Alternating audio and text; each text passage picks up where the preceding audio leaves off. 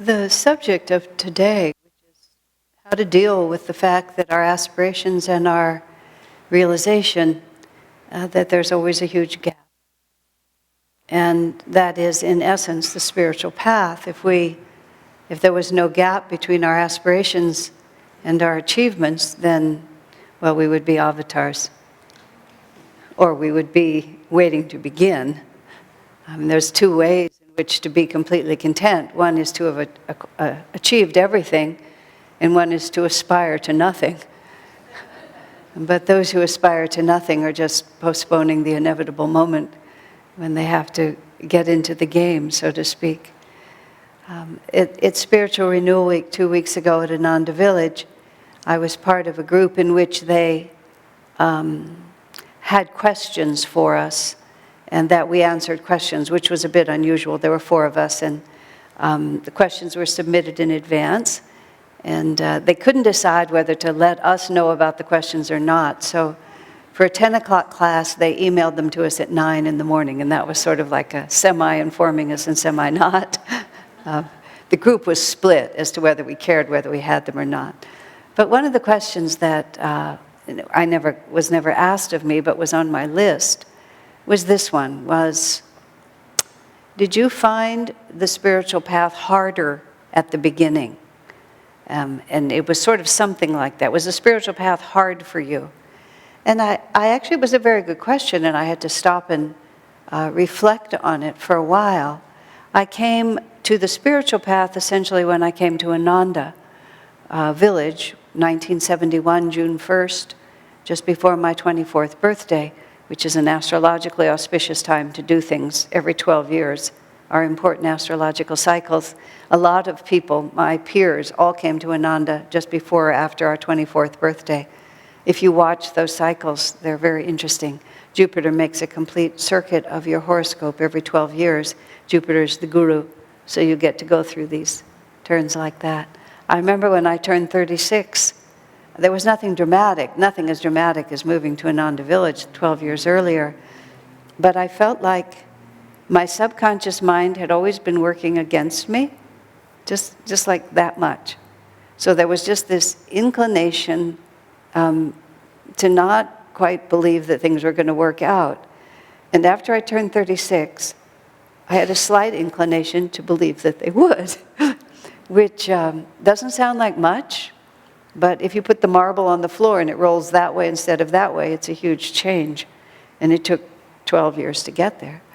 But in any case, when I was asked that question, if it was harder at the beginning, I couldn't think of it being hard at all, because I was so happy to have found a community, to have found a teacher, to have found a technique and a family. And for us at that time, for me at that time, living out in this very, very primitive rural situation with all these great people and with Swami Kriyananda and with no money and no conveniences and no future of any kind. It was just heaven on earth, really, literally. It was such an exciting departure from the sheer boredom of ordinary life that I couldn't find anywhere where there was this question of difficulty. Oh, yeah, I can remember many unhappy days. No, that's not true. I can remember occasional unhappy days. And I certainly remember absolutely appalling revelations about my own nature, which were just stunning to contemplate in their awfulness. You know, this tilt was very much in place. But none of that, even then, would I have ever considered difficult compared to not having any idea what life was about, and not having any direction, not having a sense of relationship to a higher reality, having no idea how to cultivate those qualities in myself which I knew were the essential qualities for my happiness and my success. I mean, that is difficult.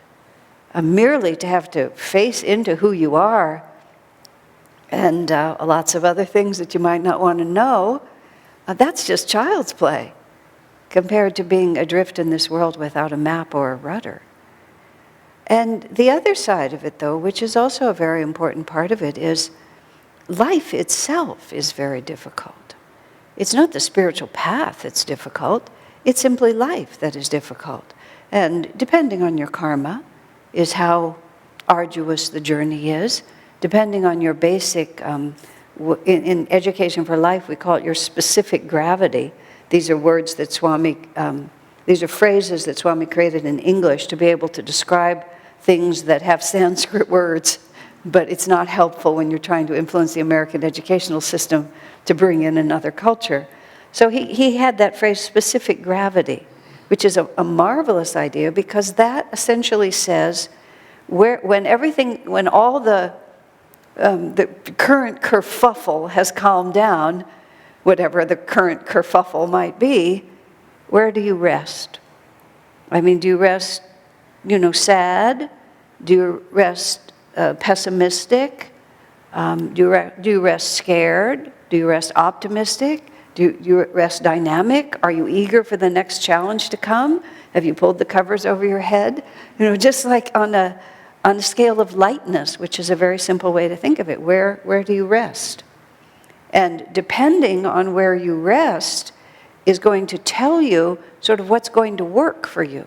And this is what our Bhagavad Gita is about. When our teachers are working with the children, well, we'll think of it like this. I'll go to the caste system, which is what Swamiji was trying not to talk about when he talked about this.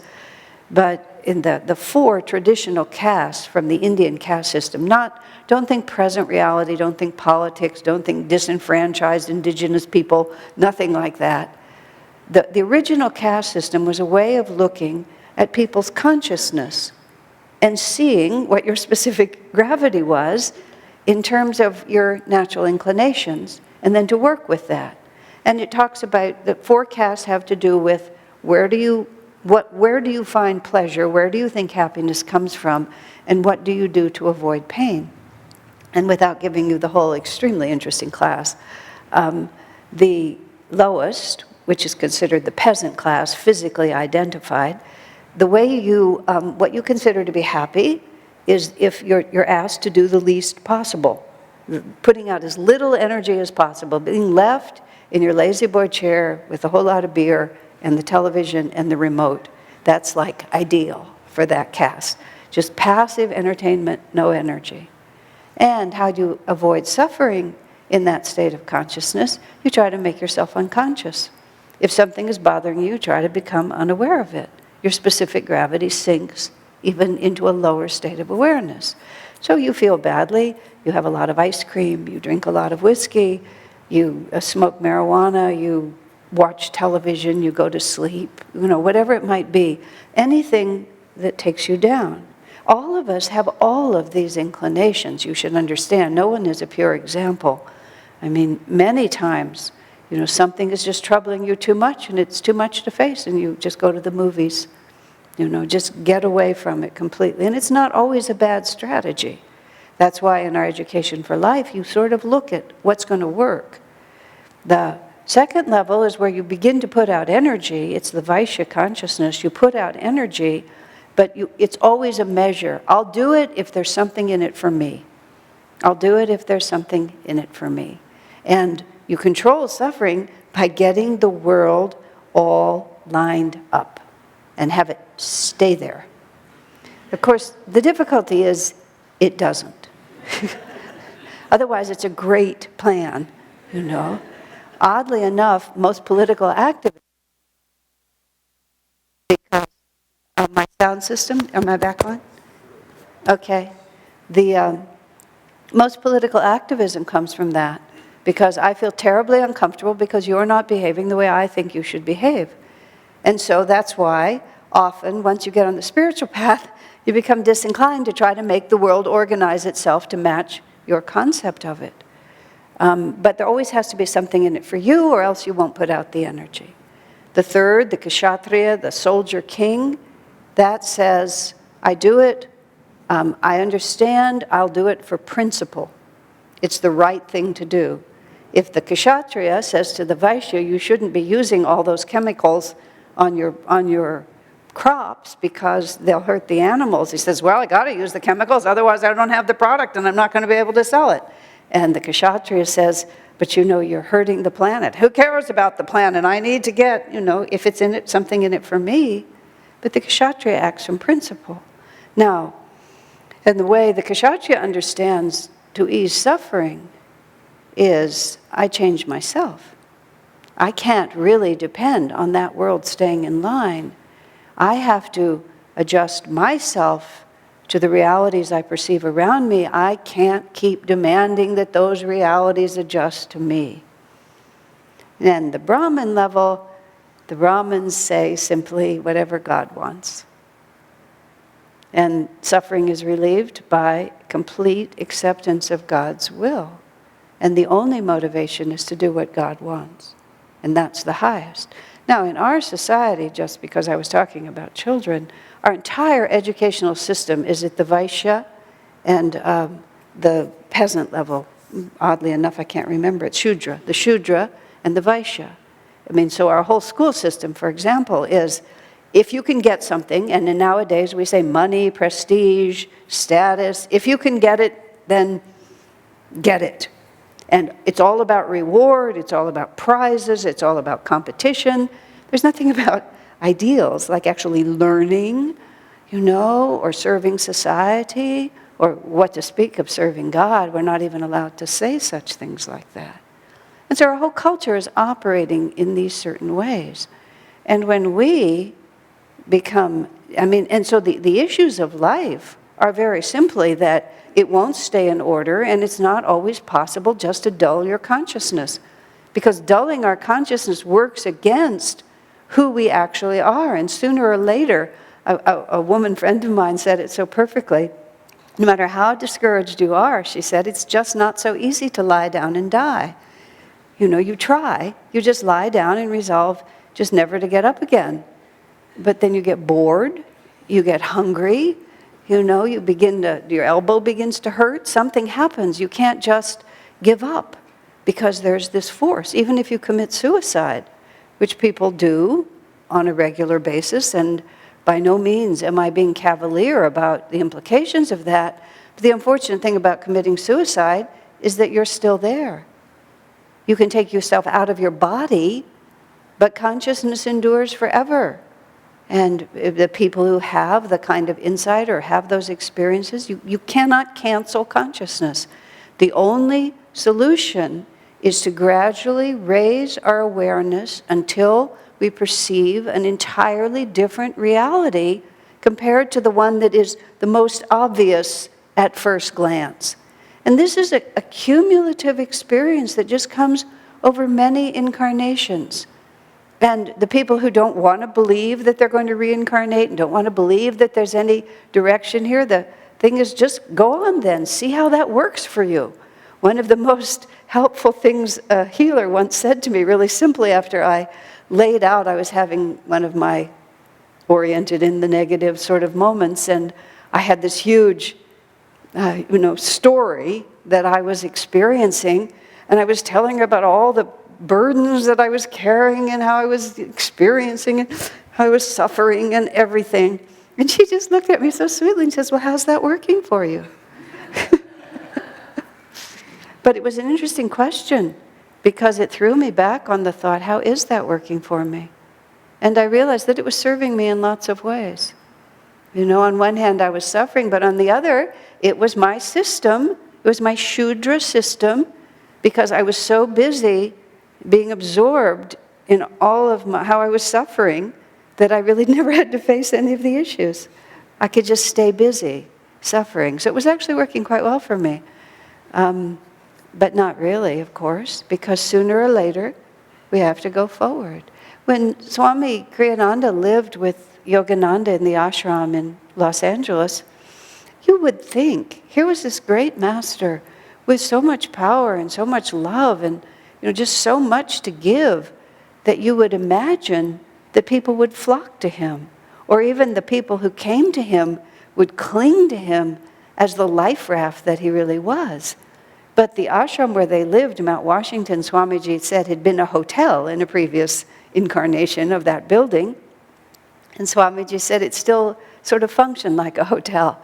Disciples would check in, take initiation, and check out again, and then go on their way. And Swamiji watched it carefully, and he came to a most interesting conclusion. That people would leave often repudiating Yogananda as a guru, and they would go to this one who they thought was better or whatever. But he said what happened was that Master was there radiating this powerful light. And everything that came within that light was highlighted in a way that it wasn't when you were outside of that light. And so what happened to people was very simply, they saw themselves. They saw themselves, their own potential, and their own limitations more clearly than they saw them when they were distant from him. And it was themselves they couldn't face. Just as simple as that. They couldn't face the enormity of the spiritual task in front of them.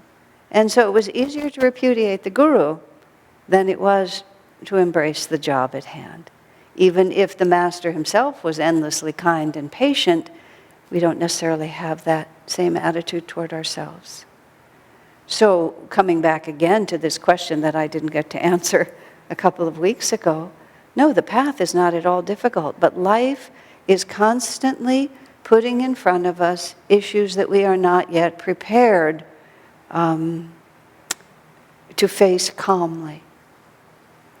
And we might not like this insofar as we are motivated by Shudra consciousness, which is the way I deal with suffering is to become less aware.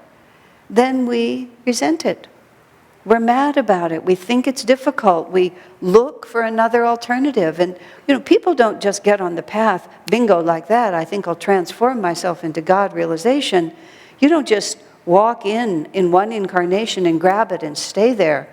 We have many, many lifetimes, as described by Swami, people who have the karma to come all the way to a God-realized Master, but don't quite have the courage to stick. And so our project on the spiritual path is just a really simple one.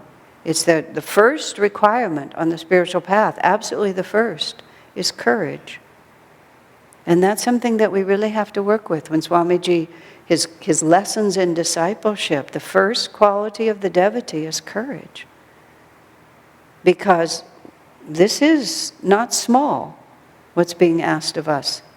To repudiate our habitual ways of thinking and trust that greater awareness will bring us greater joy. I know a woman, she actually lived here at the time, and there was a man who subsequently has moved on, but he was challenging in many ways. And this woman had to work closely with him, and she did not enjoy working with him at all. And she wrote Swami a letter just enumerating all his shortcomings and just all her frustration. Swami wrote back a very short answer. He said, "Oh, he just wants to be your friend." And she wrote back to him, "I don't want to be his friend. I just don't want to be that good." And Swami just laughed. I mean, it was a perfect answer. I don't want to be that good. Jyotish had that discussion with his son once when Mark was about 5 or 6. Same essential discussion. A boy who was behaving badly, being a bit of a bully and not very nice. And Jyotish said to his son, just try to be his friend. Mark thought about it and he said, "Daddy, I just don't want to be that good."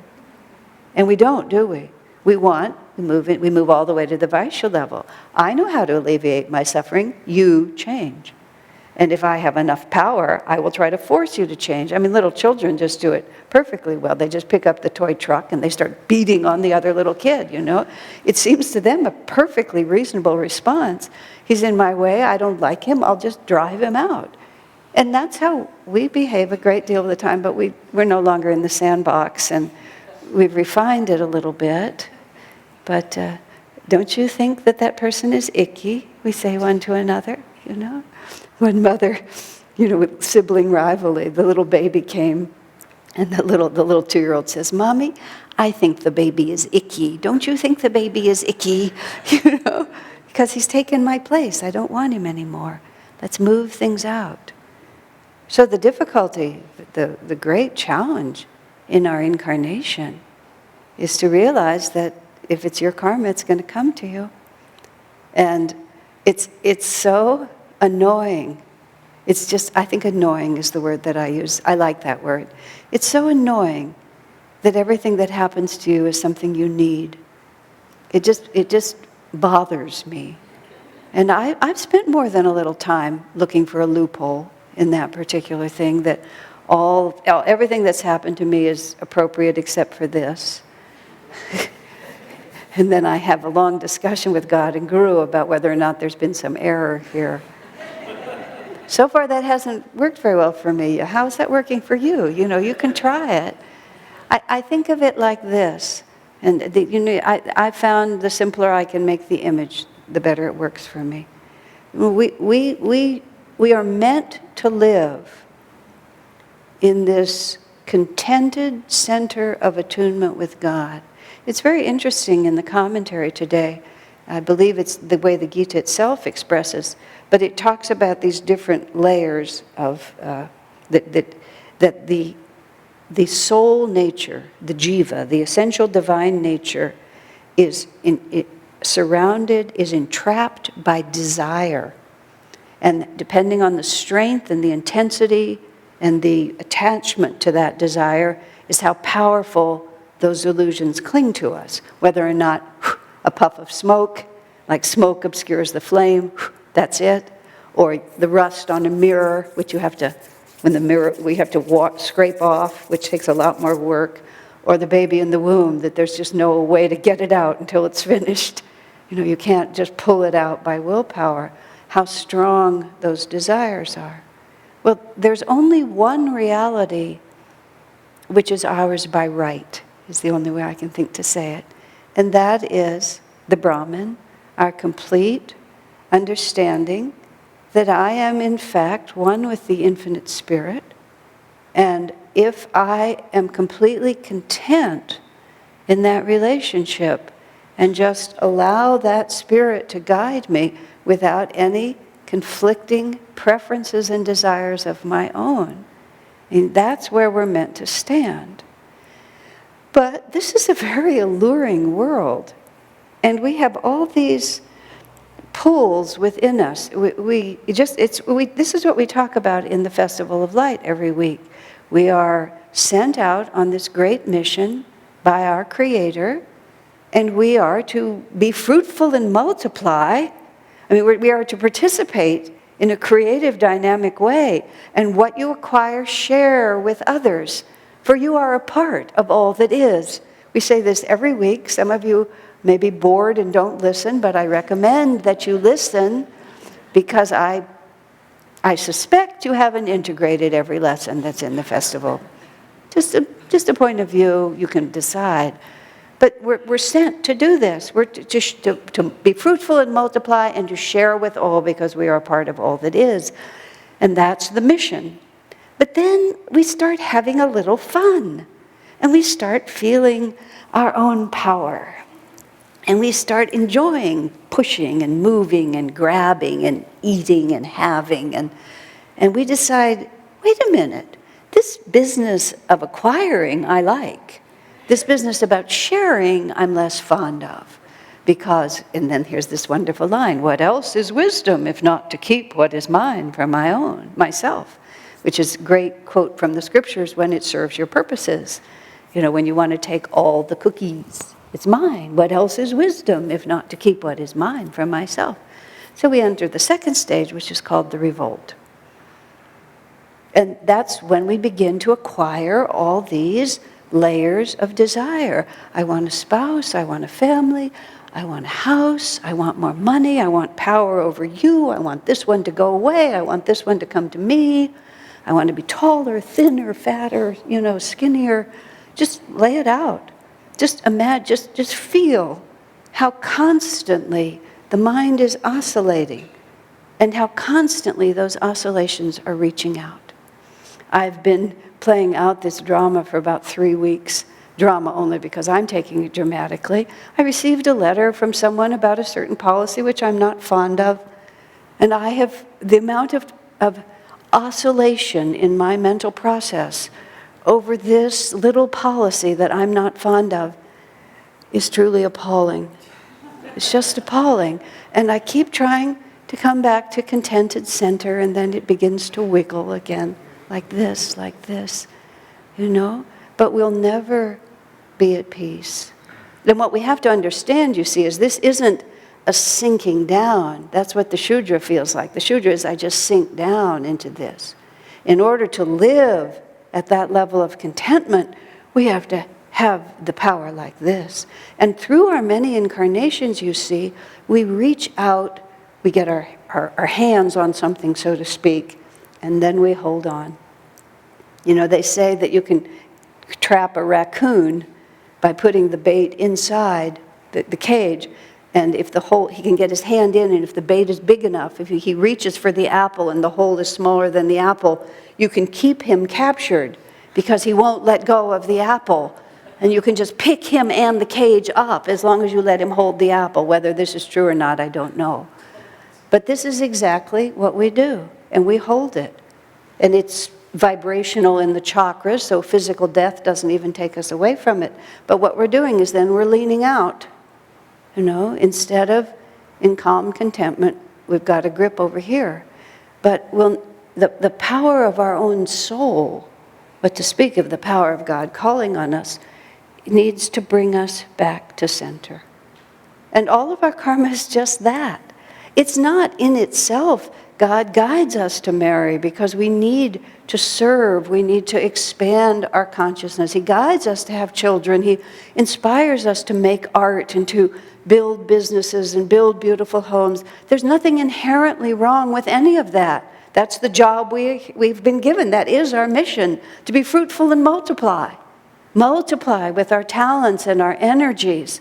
But the difference is when we reach out and hold and then say, this is who I am, this is what I have to have. And our attachment becomes not to doing as the divine inspires us, but to whatever we've made up our minds to have. And then what happens is, Divine Mother says to us, honey, I really don't think that's going to work for you. And she begins prying our little fingers off of the apple. You know, she takes off 3 and we grab it with 2, and then she takes those 2 off like that, and then she tries to show us that the apple is rotten, but you know, we can't even tell. And that's karma. And it pushes us. It just pushes us back to center. And how much we suffer and how long we take is really just up to us. Just how long we want to hold on. But nothing ever pushes us back to center except what we ourselves reached out to hold on to. And that's where the everything happens as it's meant to happen comes from. If we hadn't reached out and gripped it in the first place, no one would ever have to pry our hands off of it. So, be fruitful and multiply. You know, live in the way that we're supposed to live. It's God inspires us to live, but always with the awareness that I'm not doing it to have it. I'm doing it because this is what God wants me to do. Mother Teresa of Calcutta, who used to serve all those poor people, was asked once, well, you know, government agencies could be much more efficient about helping poor people than you are. Do you really think that your method works? She just looked at them. She was a very down-to-earth woman. She said, I'm not helping poor people. Well, what is she doing? She's spending all her time helping poor people. That's what it looked like. I'm not helping poor people. I'm doing what Jesus asked me to do. Now, there's a world of difference in that, isn't there? You know, whatever it is that you're doing, don't think of it as I'm doing this. This is what God has given me to do. And as long as this is what God wants of me, I will do it. But I'm not holding the apple. I'm holding God in my heart. And then nothing can ever touch you. You become the Brahmin. Whatever God wants of me. There's no suffering in God's will for me. There's no alternative to God's will for me. And therefore, it all dissolves in bliss. God bless you.